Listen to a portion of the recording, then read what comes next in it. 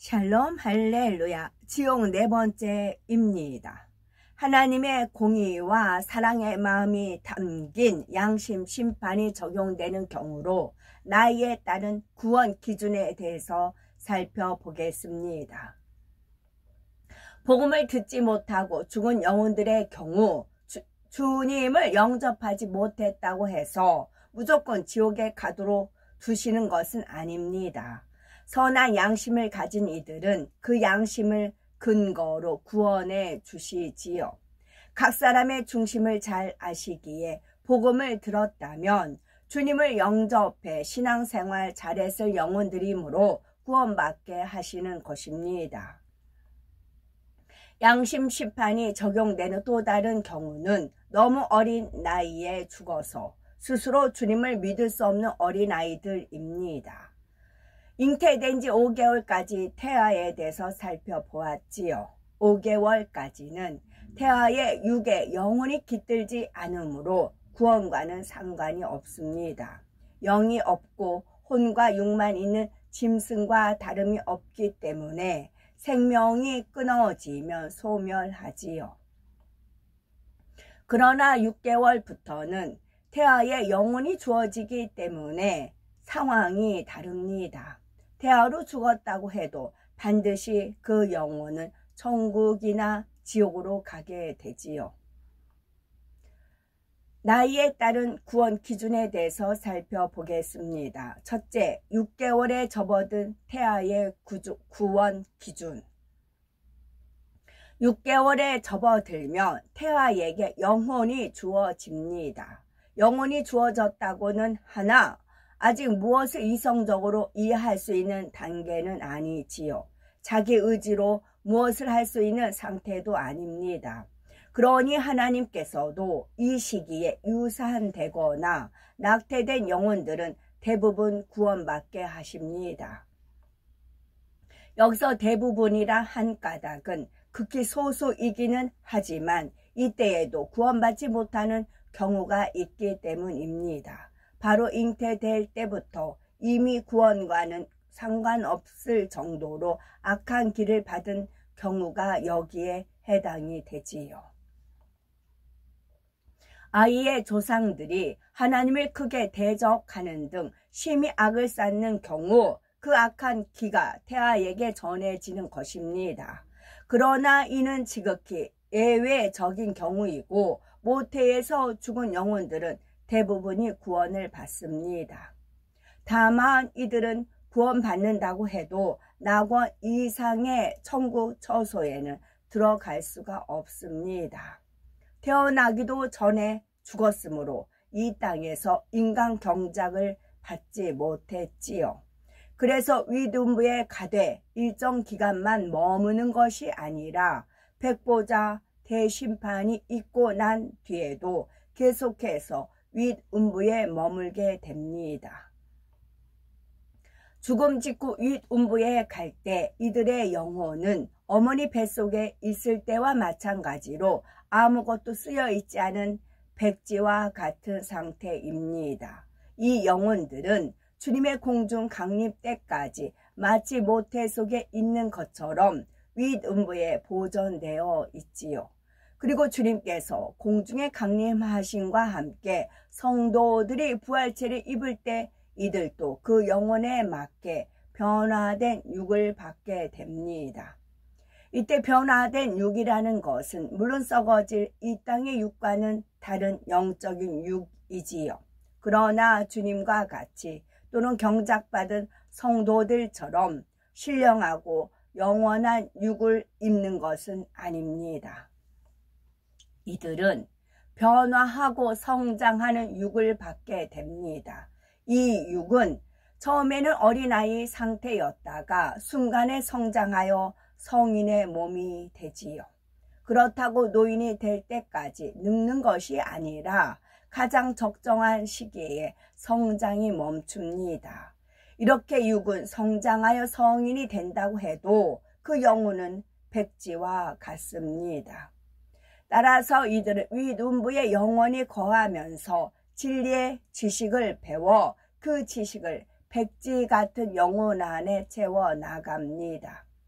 아담이 창조되었을 때 그에게도 영혼육이 있었지만 그 육은 신령한 부활체와는 달랐지요. 처음에 아담의 영혼도 갓난아이와 같은 백지 상태였습니다. 아무것도 모르는 상태였기에 하나님께서 친히 수많은 세월을 동행하시면서 여러 가지 영의 지식을 가르쳐 주셨던 것입니다. 물론 두 경우 이 땅에서 경작받지 않았다는 공통점이 있지만 태아도 죽은 영혼들은 아담보다는 못한 상태입니다. 아담은 악이 전혀 없는 상태로 창조되었지만 태아들은 조상으로부터 기 속에 죄성을 물려받고 태어나기 때문이지요. 이전에 윗음부가 존재하는 이유를 설명드릴 때 윗음부는 구원받은 영혼들이 천국에 가기 전에 대기하는 장소라고 했습니다. 또한 천국 처소에 들어갈 수 없는 영혼들의 영원한 처소가 된다고 하였지요.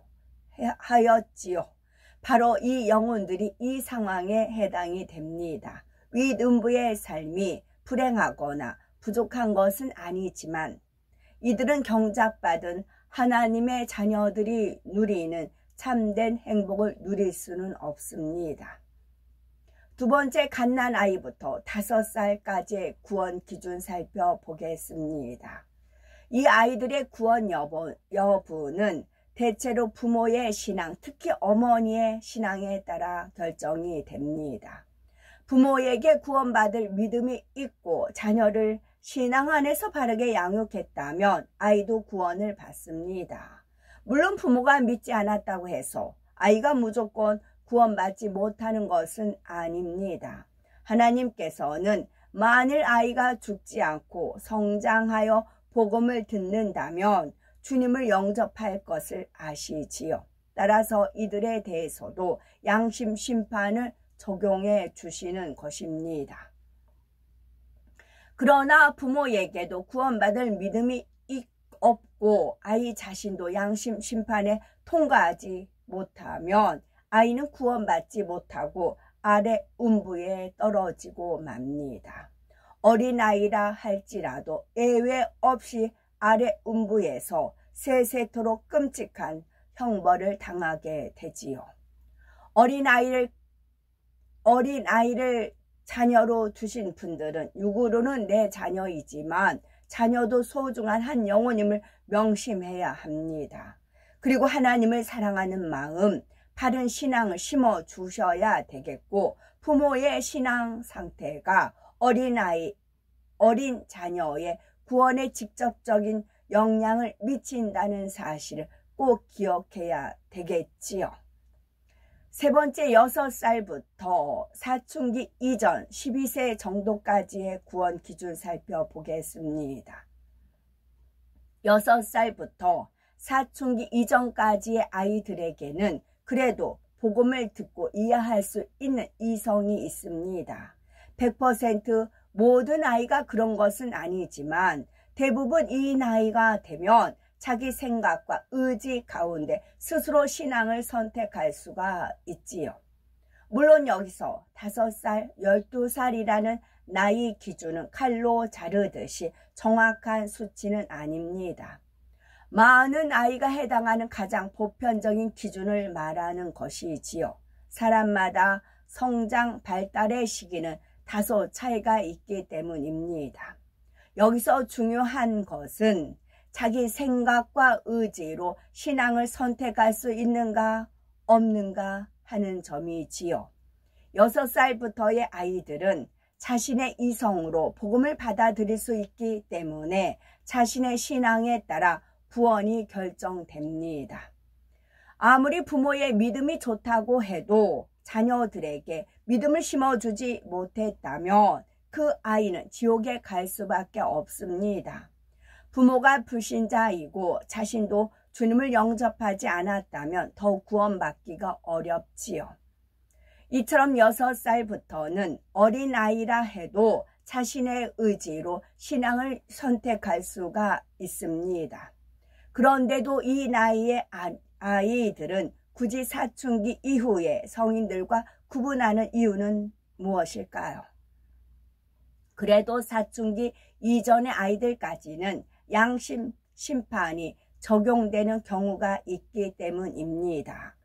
이들은 비록 이성이 있고 의지가 있어서 스스로가 신앙을 선택할 수 있다고 해도 아직은 부모의 구속 아래에 있습니다. 자기 분별력이나 의지만을 가지고 무엇을 결정하거나 행동할 수 있는 단계가 아니지요. 공의로우신 하나님께서도 이런 상황을 고려하심으로 양심 심판을 통해 다시 한번 구원의 기회를 주시는 것입니다. 열왕기상 14장에 보면 어린아이일지라도 하나님께서 한 영혼을 얼마나 귀히 여기시는지 구원하기를 원하시는지 느낄 수 있는 사건이 나옵니다. 북이스라엘의 초대왕 여로보암에게 아비야라는 아들이 있었는데 그 아이가 병이 나자 여로보암은 아이가 어떻게 될지 알기 위해 그의 아내를 선지자 아히야에게 보냅니다. 하나님께서는 이전 사람들보다도 더 악을 행하고 우상을 섬겨 하나님을 진노케 했으므로 여로보암의 집에 재앙이 임해 그에게 속한 사내는 다 끊어진다고 말씀을 주셨지요. 병들어 있는 아들 아비야 또한 죽게 되지만 아비야만은 유일하게 구원받을 것을 말씀하십니다. 이처럼 그 부모가 심히 하나님을 대적하고 그 집이 저주받았다 할지라도 그 아이가 선하니 부모와 상관없이 구원해 주시는 것입니다. 그런데 이렇게 전도받아 교회에 나왔다가도 우상을 섬기는 부모에게 심한 핍박을 받으므로 교회에